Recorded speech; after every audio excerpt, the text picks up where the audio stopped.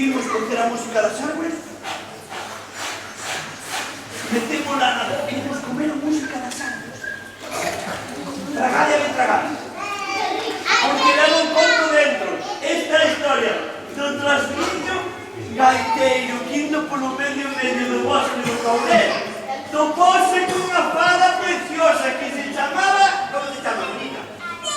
Chámome Fada Aroa. Se me das un nome para as miñas árboles, vou che regalar o Miramundo. O trasviño díxole: Carballo, Vallo, Teixo, Beixo, Reixeira, Padadeira. Mirade que lle regalou a Aroa.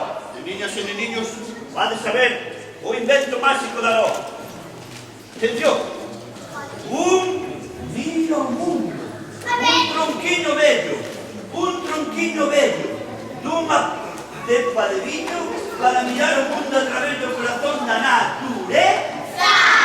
As meiguillas ensinaron a mirar o mundo a través do corazón da natureza.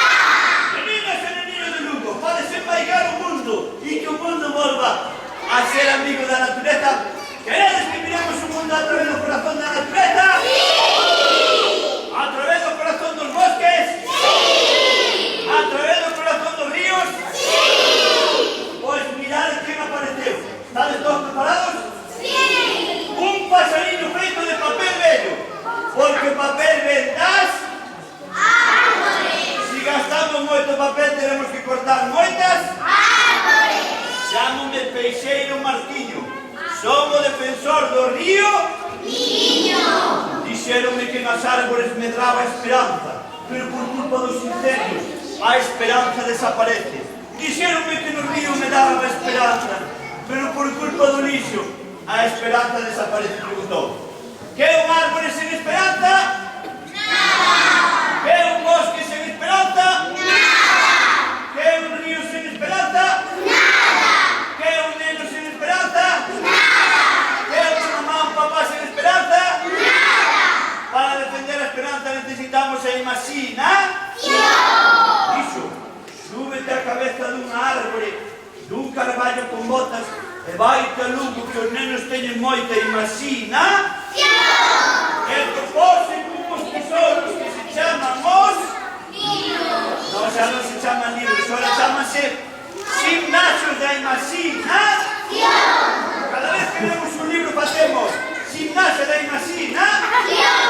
Cada vez que papá ou mamá nos lee un libro fai gimnasia da imaginación. Estades preparados? Sí. Cando o pasarinho diga así, pío, pío, mirad que ten escrito así: un pasarinho lendo un libriño. Non o podo creer. Estades preparados? Sí. Pío, pío. Un pasarinho lendo un libro. Non o podo creer. Fatal. No, vos fatal para mami e su papi peor. Vamos alá, cando diga pío, pío, decimos todos así.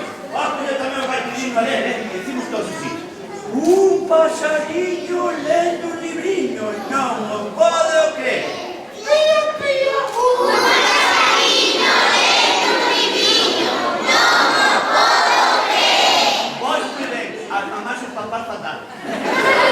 A partir de agora tiene de que ler el libro. Imos repetir outra vez, decimos todos: un pasarinho